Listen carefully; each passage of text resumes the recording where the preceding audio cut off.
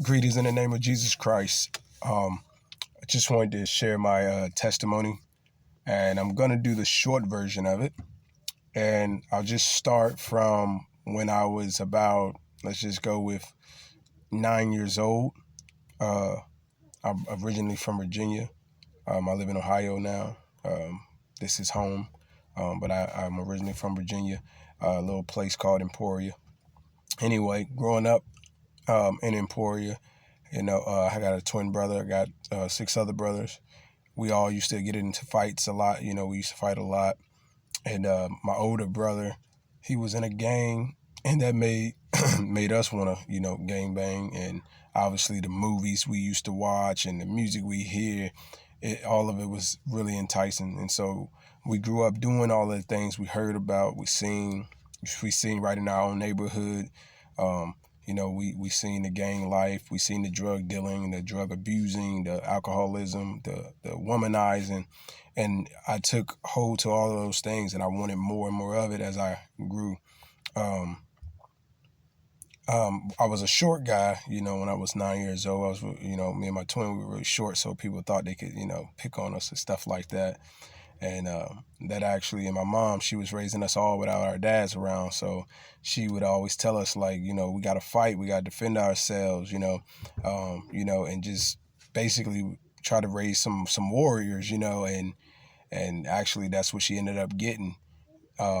We made up in our minds that we weren't going to let nobody punk us. We weren't going to let nobody, try us and all of these different things like that. And so now, this starts when we're about 9 years old, and we decide if we're going to be fighting, we're going to be the best at it, so we just, fought all the time. We love boxing and wrestling and all of that stuff. So like I said, I had a lot of brothers, so we were able to get pretty sharp with our skills at fighting. And, by the time I was 15, me and my brother, we were leading a gang, and, we started a gang or whatever with people that, that we felt like, look, you had to be a warrior to be with us. Like, we didn't have the many, we didn't have the many, like a lot of the other gangs. They had, like, they had numbers.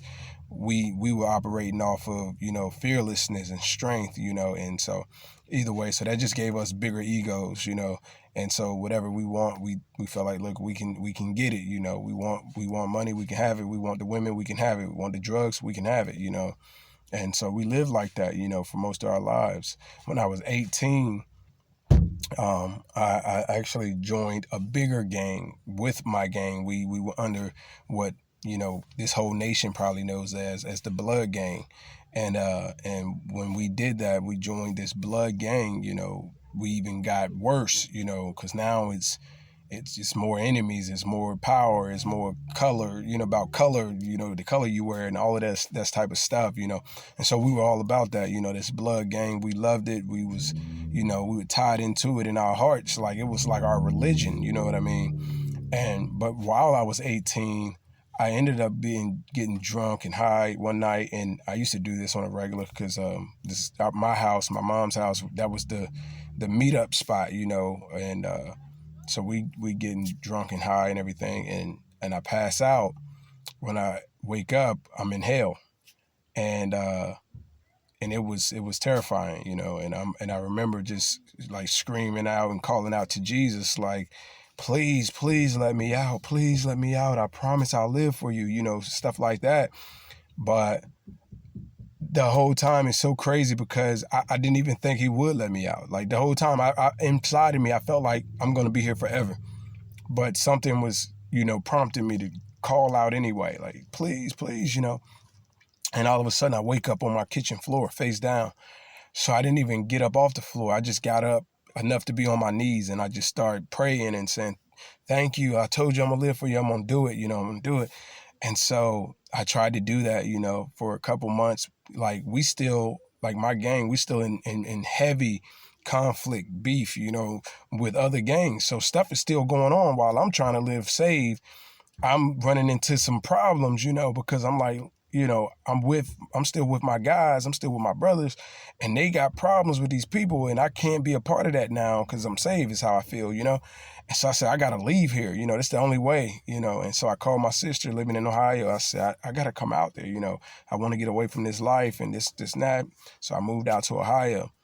And I had my girlfriend at the time. She lived in Ohio because I was back and forth to Ohio. And so when she heard that, of course, she's like, oh, yeah, this is going to work out, So I know I wasn't supposed to be, sleeping with her. And I tried to tell her that, but that ain't mean a lot to her. So eventually I gave in and we did what we did and she got pregnant. And so now I'm like, okay, now I got to marry her, So we end up getting married shortly afterwards, but our relationship was pretty toxic. So I ended up, slowly but surely going back into the world. So by the time I was 20, I was full-fledged back into the world. By the time I was 21, I didn't even believe in Jesus anymore. It was terrible. Like, I was so deceived because of my sin. It pulled me so far away from God that, I started hearing different things, learning about different things, and these things talking about how he, Jesus is made up, religion is made up, and it sounded good to my carnal mind. And I was like, yeah, that makes sense, And so I really didn't even believe in Jesus anymore, So I went a little while without believing that there was a God. And then I started, thinking like, man, there's got to be a God, because I have no control of my life. Like, there's got to be something going on, there's got to be a God. And I happened to run into these Muslims. And they start, just teaching me stuff. And I'm like, man, that sounds good. If there's a God, then it's got to be this Muslim God, right? And so I started going to the mosque and took my Shahada and, and I started praying 5 times a day and reading the Quran, the English version. And, but I didn't change on the inside, I started to actually get worse. Like, first I got a little better, but it only took a month for me to start getting worse. It was crazy.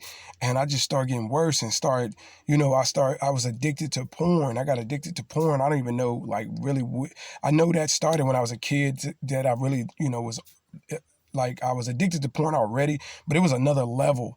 By the time I stopped believing in Jesus, it was another level, like, of addiction to porn, right? Like, I mean, it was every day, 2-3 times a day. And, so eventually, let's just like move along with the years. This was 21. I don't believe in Jesus. I'm addicted to porn, alcohol, weed, the gang life again. I'm back in the gang life, back in the drug dealing life. I'm back in everything. Everything I was in at first, I'm in it more. You know what I mean? And so let's fast forward a little bit. By the time I'm 25, me and my wife, we divorced. I'm out and I'm living what I thought was my best life. You know what I mean? I was a gym rat. I like to work out. Me and my twin, we used to work out all the time. So that just pumped our heads up even more. So now we like to fight. We like to work out. We like women. And we're doing all of this. We're selling drugs. We're doing drugs. We're in a club 3 times a week.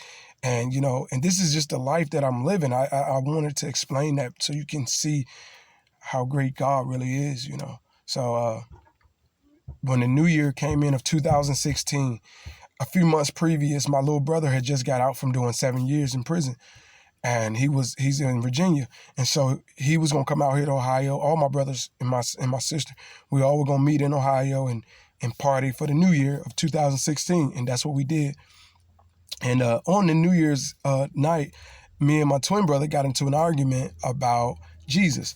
Him saying that Jesus is real, and of course me saying Jesus is not.